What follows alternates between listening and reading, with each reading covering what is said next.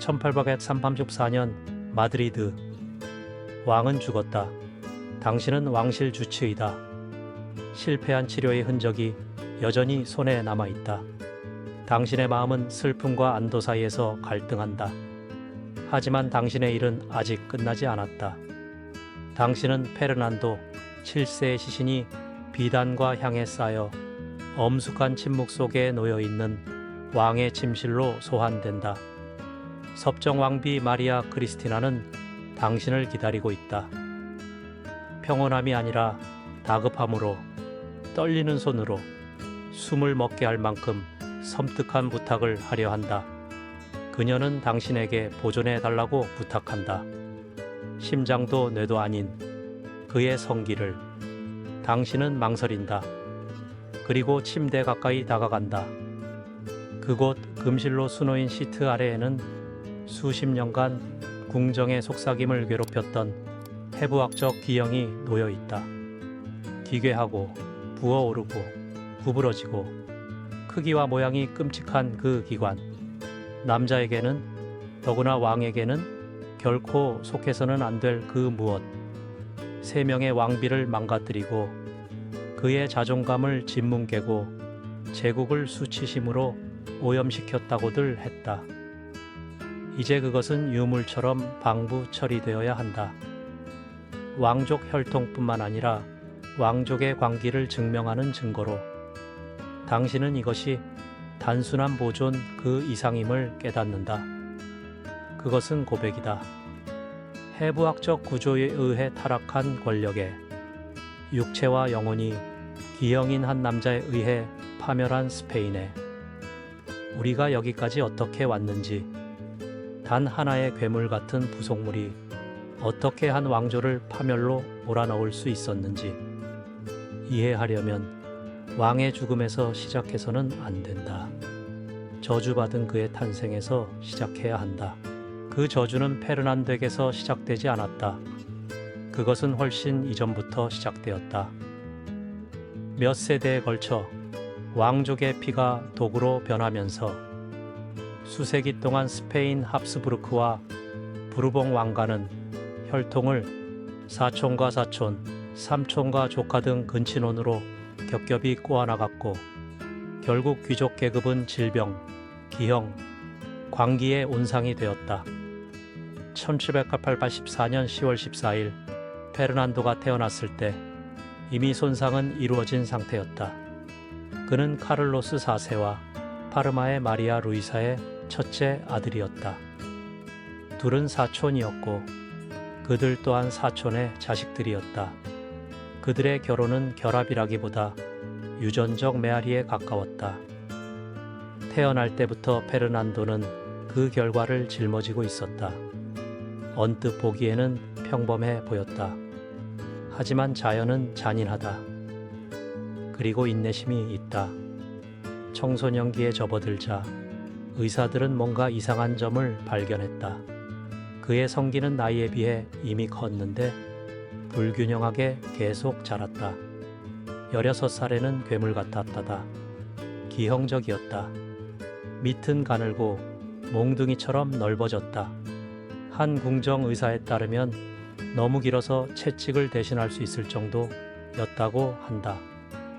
반응은 속삭임, 웃음, 공포. 심지어 바티칸에서도 그의 검사 기록을 비밀리에 보관했는데 그 기관을 경악과 혐오가 뒤섞인 어조로 묘사했다. 기괴한, 비인간적인, 불가능한 같은 단어들이 여백에 나타났다. 아무도 공개적으로 말할 용기는 없었지만 모두가 알고 있었다. 그리고 페르난도 역시 알고 있었다. 우아함이 세련됨을 의미하던 시대, 심지어 남성적 강인함조차 비례해야 했던 시대. 그의 상태는 그를 남자라기보다 기형에 가깝게 만들었다. 오늘날 많은 남성들이 부러워할 만한 것이 그의 세상에서는 수치스러운 낙인이었다. 궁정은 그를 비웃었다. 외국 대사들은 비밀 보고서에서 그를 비웃었다.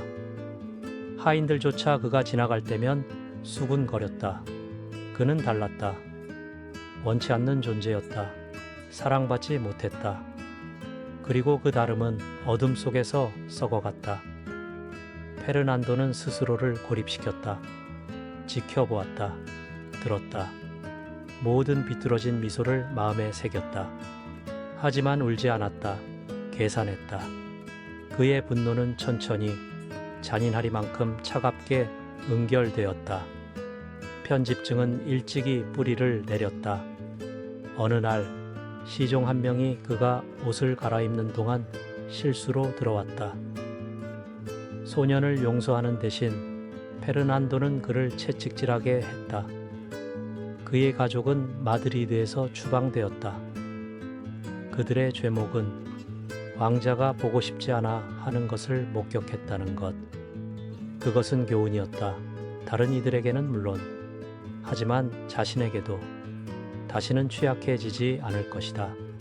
다시는 대가를 치르지 않고 자신을 비웃게 두지 않을 것이다. 그의 몸이 더욱 괴물처럼 변해갈수록 그의 정신 또한 그러했다. 18살의 페르난도는 이유 없이 웃지 않았다. 그는 칼날을 시험하듯 권력을 시험했다. 처음에는 은밀하게, 그 다음에는 폭력적으로. 농담을 한 마국 간지기는 사라졌다. 너무 많이 말한 귀부인은 먼 수녀원으로 보내졌다. 그의 가정교사들은 변화를 알아차렸다. 페르난도는 질문하지 않았다. 명령을 내렸다. 지식을 추구하지 않았다. 통제를 추구했다. 그는 조롱당하는 것이 무엇인지 배웠다. 그리고 다시는 그것을 허락하지 않을 것이다. 그가 지닌 신체 구조는 그의 집착이 되었고 그의 무기가 되었다. 약함, 특히 여성에 대한 그의 혐오는 거기서 시작되었다. 그에게 혐오는 배신이었다. 그리고 곧 그가 맺게 될 모든 관계, 낭만적인, 정치적인, 가족적인, 는 그의 어린 시절 굴욕의 얼룩을 지니게 될 것이다. 거울 속에서 그는 기형을 보지 않았다. 운명을 보았다. 피의 저주로 빚어진 왕. 그리고 그에 대한 응답으로 세상을 피 흘리게 할 결심을 한 왕. 1802년 페르난도는 결혼했다. 사랑에 빠진 남자로서가 아니라 해결해야 할 문제를 가진 왕자로서. 그의 신부는 나폴리와 시칠리아의 마리아 안토니아 공주로 그의 사촌이었다. 음악, 기도, 그리고 왕실 결혼에 대한 동화 속 이야기에 익숙한 섬세한 젊은 여인이었다. 겨우 17살이었다. 그녀는 꿈에 부풀어 마드리드에 도착했다. 악몽에서 깨어나게 될 것이다. 결혼식은 화려했다. 성당에는 합창단의 메아리가 울려 퍼졌다. 군중은 박수갈채를 보냈다. 그림이 주문되었다. 혈통과 외교로 축복받은 결합이었다. 하지만 닫힌 문 뒤에서 그녀를 기다리는 것에 대비할 수 있는 것은 아무것도 없었다. 그날 밤 페르난도의 시종은 신부의 시녀들에게 이상한 요청을 했다. 의료용 베개, 오일, 이상한 도구들. 그는 왕실의 전통이라고 말했다. 흔한 관습이라고. 그리고 페르난도가 도착했다. 그가 가운을 벗었을 때 마리아 안토니아는 대리석 복도에 올려 퍼지는 비명을 질렀다. 그녀는 벽에 기대어 그의 벌거벗은 몸을 가리키며 괴물, 괴물이라고 소리쳤고 시녀들이 그녀를 진정시킬 때까지 계속했다. 몇 안 년 후 그들 중 한 명은 이렇게 썼다. 그녀는 악마를 본 아이처럼 울부짖었다. 페르난도의 기관, 엄청나게 길고 기괴하게 기형인, 그녀의 보호받는 마음이 상상할 수 있는 어떤 것과도 달랐다. 부자연스럽게 구부러졌다. 있어서는 안 될 곳이 부어올랐다. 그 존재 자체로 모든 안정감이 무너졌다. 그날 밤 의사들이 불려왔다. 왕을 치료하기 위해서가 아니라 왕비를 준비시키기 위해서. 베개들이 놓였다. 오일이 발라졌다. 그녀는 라우다넘을 투여받았다. 통증을 완전히 없애지는 않으면서도 마비시킬 만큼 강력한 압현제였다. 그리고 행위가 시작되었다. 뒤이은 것은 부부관계가 아니었다. 수술에 더 가까웠다. 그 혼례의식은 일상이 되었다. 페르난도는 의사들을 불렀다. 마리아 안토니아는 약물에 취했다. 의학적 도움을 받아 행위가 이루어졌다. 그리고 그들은 헤어졌다. 각자 궁궐의 자기 공간으로 돌아가 침묵 속에서 산산조각 난 채로 2번 그녀는 임신했다. 2번 아기를 잃었다. 2번째는 그녀를 거의 죽일 뻔했다. 궁정 기록은 결코 명백히 언급하지 않았지만 그 의미는 분명했다. 왕의 신체 구조로 인한 트라우마, 그리고 그녀가 강제로 견뎌야 했던 육체적 의식가 생명을 잉태하는 것을 불가능하게 만들었다는 것. 상속자에 대한 희망이 사라질수록 페르난도의 절망은 깊어졌다. 그는 그녀를 탓했다. 그는 그녀를 방해 공작으로 고발했다. 행위 중 움직여 임신을 피하려 했다고, 은밀히 자신을 독살하려 했다고, 심지어 부르봉 왕가를 끝내기 위해 자유주의적 동조를 키웠다고. 마리아 안토니아는 의심의 무게 아래 시들어갔다. 더 많은 라우다넘을 복용했다. 더 많이 기도했다. 옌드 더 적게서 말했다. 1807년 그녀는 그저 레이스의 망령일 뿐이었다. 그녀는 봄에 죽었다. 21살이었다. 공식적인 사인, 열병, 진실, 탈진, 중독, 반복된 트라우마, 그리고 어쩌면 더 암울한 무언가. 왜냐하면 그녀가 죽은 지 며칠 후 궁정의 약제사, 그녀에게 라우다넘을 공급했던 남자가 자신의 방에서 죽은 채 발견되었기 때문이다. 그가 남긴 편지는 왕실 근위대에 의해 압수되었고 다시는 볼 수 없었다. 일부는 증거가 담겨 있다고 말했다. 다른 이들은 그것이 독살, 페르난도 자신이 명령한 을 폭로한다고 주장했다. 하지만 아무도 증명할 수 없었다. 모두가 본 것은 다음과 같았다. 왕은 애도하지 않았다. 적절한 제스처를 취했다. 검은 옷을 입고 공개적으로 기도했다. 하지만 마쿠에서는 이미 편지를 쓰고 있었다. 새로운 신부를 찾고 있었다. 또 다른 기회, 불가능을 감당할 또 다른 몸을. 1816년 페르난도는 다시 결혼했다. 2번째 아내는 포르투갈의 마리아 이사벨이었다. 또 다른 10대 사촌, 왕실 재단에 바쳐진 또 다른 순진한 희생양. 그녀는 희망에 가득 차 도착했다. 하지만 같은 모습으로 떠나지는 못할 것이다. 결혼식은 첫 번째 매와 마찬가지로 화려했다. 스페인 궁정은 수년간의 애도 끝에 기쁨을 갈망했다. 하지만 사적으로는 모두가 같은 질문을 속삭였다. 그녀는 첫날 밤을 견뎌낼 수 있을까? 견뎌냈다. 간신히. 하인들은 피 묻은 시트, 부서진 침대, 그리고 시녀들이 복도로 도망치게 만든 비명소리를 보고했다. 그들 중 한 명은 편지에 이렇게 썼다. 사랑이라기보다는 악마 쫓는 의식 같았다. 그날 밤부터 마리아 이사벨은 변했다. 말을 거의 하지 않았다. 거의 아무것도 먹지 않았다. 손에 떨림이 생겼다. 왕이 다가오면 움츠러들었다. 한때 활기 넘치던 그녀의 웃음은 긴 침묵과 공허한 시선으로 대체되었다. 궁정의사들은 이를 여성적 불안정이라고 불렀다. 오늘날 우리는 이것을 트라우마라고 부를 것이다. 그리고 페르난도는 모욕으로 보았다. 그는 그녀가 자신의 상태에 대해 외국 궁정에 편지를 써서 조롱했다고 비난했다. 그녀의 서신을 가로채기 시작했다. 그녀의 방에는 스파이들이 배치되었다.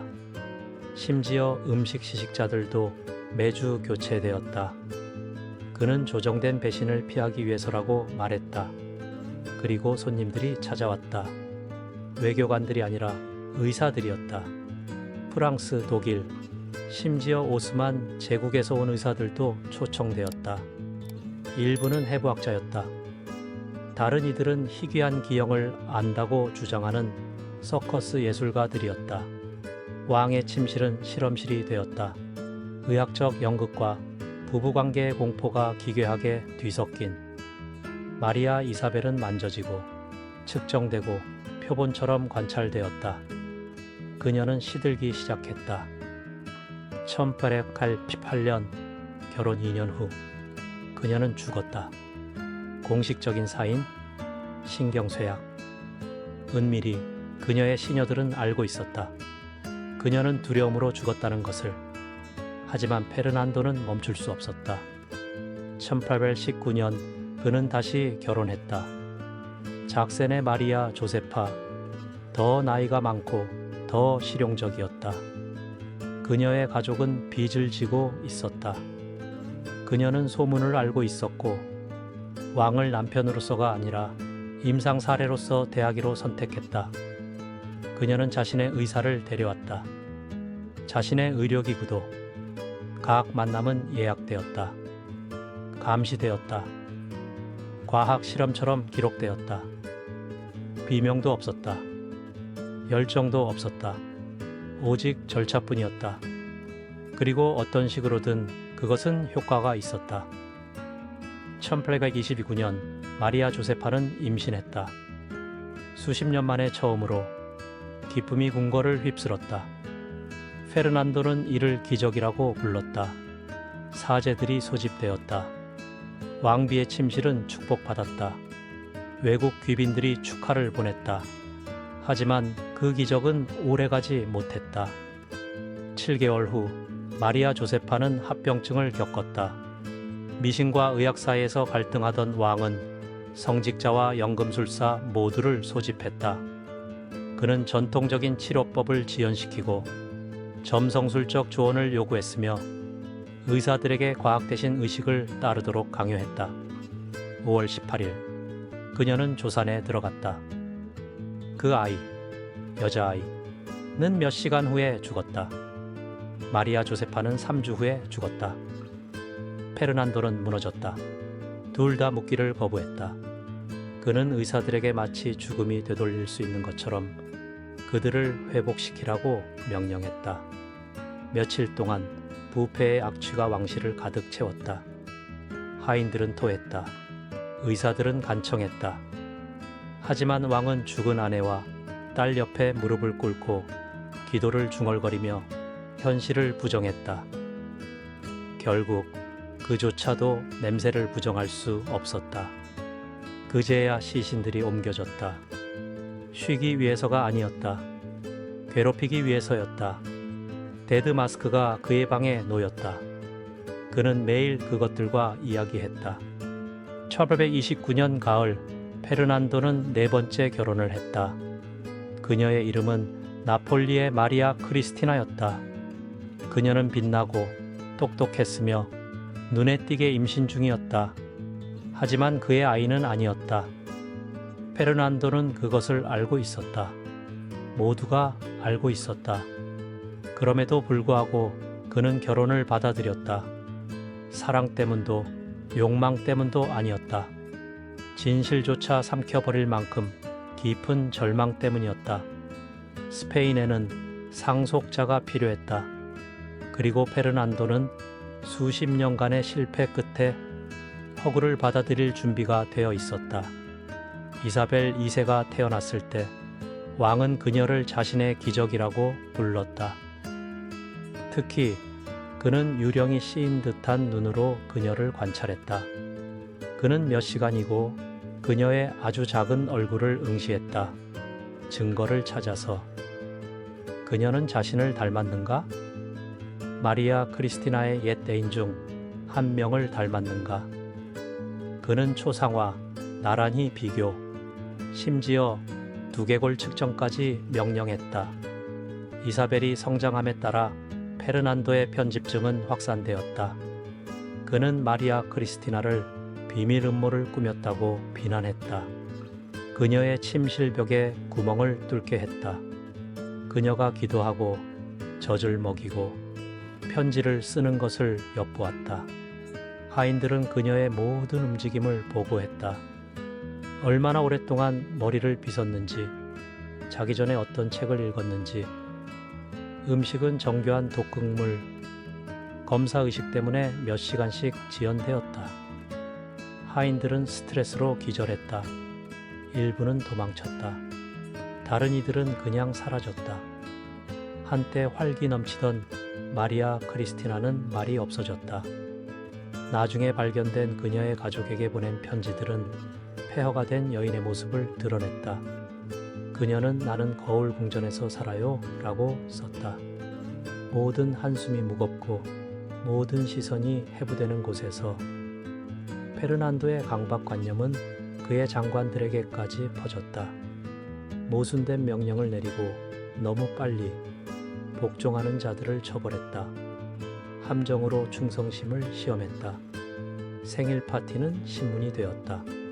선물에는 암호화된 메시지가 담겨 있다고 의심받았다.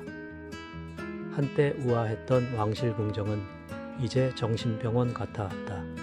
그리고 페르난도는 썩어갔다. 육체적으로 그의 건강은 붕괴되었다. 손에 떨림, 감염, 마루 밑에 적들에 대한 횡설수설한 연설. 정신적으로 그는 떠나기를 거부하는 유령이 되었다. 그는 유물에 둘러싸여 잠들었다. 새 아내의 데드 마스크, 약초 병들, 그리고 실패한 성기구들로 가득 찬 벽장, 각기 희망을 담아 만들어졌고 분노로 버려진 것들이었다. 그는 죽은 아내들과 이야기했다. 벽에 대고 소리쳤다. 이사벨의 스케치를 안고 울었다. 1813년 육체가 굴복했다. 사망 진단서에는 통풍이라고 적혀 있었다. 진실은 더 깊었다. 수십 년간의 불면증, 트라우마, 자해, 그리고 편집증이 그를 속에서부터 갉아먹었던 것이다. 그의 왕실 주치의들은 침묵 서약해 마지막 검사를 시행했다. 그들은 시신을 열었다. 발견된 것은 모든 소문을 확인시켜 주었다. 그의 음경은 35속 치미지에 달했고 두께가 비대칭이었으며 내부 흉터와 기형 조직으로 가득했다. 그 모양만으로도 성관계는 의학적 위험을 초래할 정도였다. 최악의 우려가 사실이었다. 더욱 충격적인 것은 자해 수술의 흔적이었다. 페르난도는 젊은 시절에 스스로를 고치려 했던 것으로 보인다. 혼자서 칼날로 정상이 되려다 자신의 살을 훼손했던 것이다. 그 기관은 보존되었다. 납 용기에 보관되었다. 바티칸으로 보내졌다. 그곳에 오늘날까지 남아있다. 대중의 눈에는 너무나 충격적인 유물로. 하지만 페르난도의 진정한 유산은 금고에 갇혀있지 않다. 그가 남긴 폐허 속에 있다. 그의 추정되는 딸 이사벨 2세는 내정과 재정 붕괴에 시달리는 왕좌를 물려받았다. 한때 유럽에서 가장 위대했던 스페인 제국은 무의미하게 무너져 내렸다. 그리고 무엇이 이를 초래했는가? 전쟁이 아니었다. 혁명도 아니었다. 하지만 한 남자였다. 하나의 몸이었다. 한 나라를 집어삼킨 깊은 수치심이었다. 페르난도 7세는 폭군으로 죽지 않았다. 경고로 죽었다. 내밀한 고통으로 왜곡된 권력이 독이 된다는, 치유되지 않은 고통이 침실에서 왕관으로 퍼져나갈 수 있다는 하나의 상처에서 하나의 왕국으로